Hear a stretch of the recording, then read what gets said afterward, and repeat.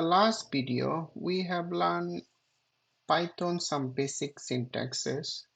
We started with how to print something, as well as we have seen how to declare a variable. Um, we also have seen like different type of scope of the variable, as well as we started seeing some of the data types where we describe about string, integer, complex number, dictionary, and array. In this video, we're gonna see some of the operations available in string, and then we're gonna see some of the characteristic of boolean and where to use a boolean types of variable. Variable is very important in any programming language, and Python declaring a variable is pretty easier. As we have seen, we can just say x equal to 1, and this will gonna automatically do the typecasting for us. Now, when we talk about string, we have spoken a little bit in the last video. String is, you can think about anything which you can store inside a single quote either. This is my string, or you can do double quote as well. When I say double quote, I mean something like this. So this is my string. Now, if we want to print it out, we can say X and we can say Y, and that will give us the string that we give. Now, there is a multi-line string in Python as well, where we can put multi-line, something like this. We can just copy it and paste it on in our editor, and we just run it. We'll see that it keep the line break consistency, as well as it print the whole string for us. Now there's another way also, three quotes. If we do the same here, we see that the second one also works. Notice that we have a variable a twice. So what happened here is this a will gonna hold the variable of this data, and whenever you declare again, it will gonna just change my text, whatever we keep, to the new string, and we still have the same string which we declare here. Now if we had a here, let's assume, and we have a b here, we'll notice that both a and b is printed, so basically it can change. But how about if we have a and b here? In that case, we're gonna see that both of the cases we have printed b, because our a variable is changed here. So this is something to remember. Now string are arrays, where arrays, in a sense, it means that we can get the first character of a string. So what does it mean is a b c d, a b c d, we can get the first character. And always remember, anything in programming start with 0, not with 1. If we want to get the first character is a, if we get the second one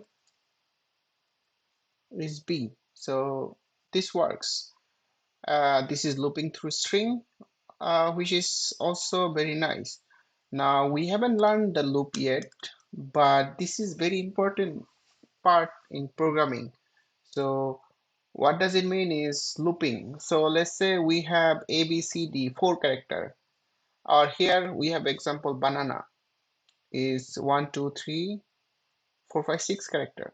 Now we have to print each character, and at the same time in an we're gonna print something else. Let's say each line we're gonna print a line after every time we print it.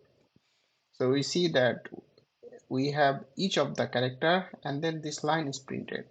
So this is a loop. Now in Python there are different kinds of loop, and we're gonna learn it when we're gonna come to loop step. For now, you can think about for x is equal to a variable which we can hold the data, and in banana, which means each of the character in banana will gonna stored in X until it finishes. So then we have length. So we want to know what is the length of the string, which is very easy. We can do len, and this works for string in an array, anything. As we notice that string is also a array, this works. So we can just do print, and then we can do len, and we just can pass banana, whatever. It doesn't have to, we can pass a variable also. Like for example, if we would pass, we have 7 character, we could pass a. So a is our ABCD, which will be 4, is 4. Now check is a string.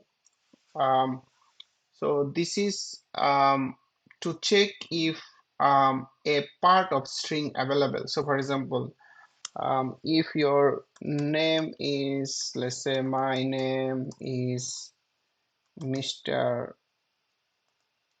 Hassan, and we want to check if Hassan is available in the string, what we can do is something like this. Um, we say Hassan in name. We're gonna get either true or false. It's available true. But if I have something wrong, like add an extra character F here, is a false, which is nice. It can tell me if a particular word is available in a very large string or not. This helps. Now let's see if not. So basically when you're gonna go to Boolean, we're gonna see what is this conditional statement means. These are like different condition, right? If free is in the text, then say okay, free is in the text. If not available, then it's not in the text. Then slicing. Slicing is similar to when you learn about array, you're gonna learn more. But let's say we have a hello world, but we want to print from a specific position of the string till a specific position, right? For example, here we're gonna print it out from the second position till fifth position. Now we see LLO. So second position is 0, 1, 2. L. Then fifth position is until O, LLO. Now we could do something like this directly and from second position till the end. Or we could do something like this where from beginning till the second position, HE. Uh, this is similar, same example that we just shared. And this negative is reading from the last portion of it. For example, in this place, we're gonna read from the last 5 till last second. So it is reading from the last fifth. So from the last fifth is 1, 0, 1, 2, 3, 4, something like this, and until O, and last second L. So similar is a reverse order that we did at the first. Remember 2/5 is LLO, same as negative fifth to negative 2 is also LLO. Modifying string. This is pretty important. Like a lot of the time in the program we're gonna write, we're gonna have to transform a value to uppercase or lowercase. There are a lot of case thing in programming. Like there is a camel case, there is a snake case. But most of the time we need to compare. Like for example, uppercase or lowercase, user will gonna give you a data, and then you're gonna need to compare, hey, compare case sensitive or not sensitive, all the stuff. So this is very helpful method in Python string. We can get a string, and when you say upper, we're gonna see all the string getting uppercase. And remember, this is a method. Same thing for lower, we can do lower. And if we say we have lowercase, remove white spaces is a stripe which is trim all the white spaces around the word. Like here, for example, we have space before the H and after the exclamation sign. And when you print, we're gonna see that hello world is printed without the replace.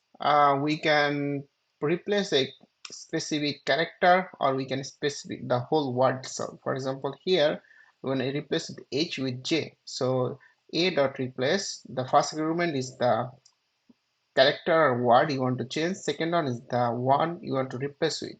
So now it will be jello. Now we can just say hello with J. Now it's a J dot word. Now remember, if it doesn't find anything, it will not change anything for you. Splitting string. Now we have hello world here, and we have a comma in between if you notice. What we can do, if we split, it will gonna give us an array of hello in the first block of the array, and the second block of the array is a world. If you notice like this. Now we can access the first argument how we access in the string that we talked about in an array. So we just say hello instead of world. So that's why we can um, split a very large string to small chunk based on the pattern we notice. And a lot of the time in programming we have to do that. Um, concurrent concatenation in string.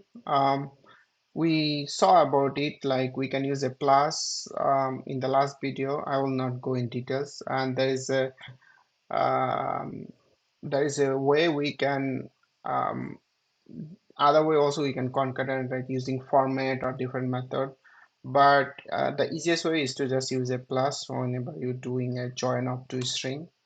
Another way you could do like a third variable what is show.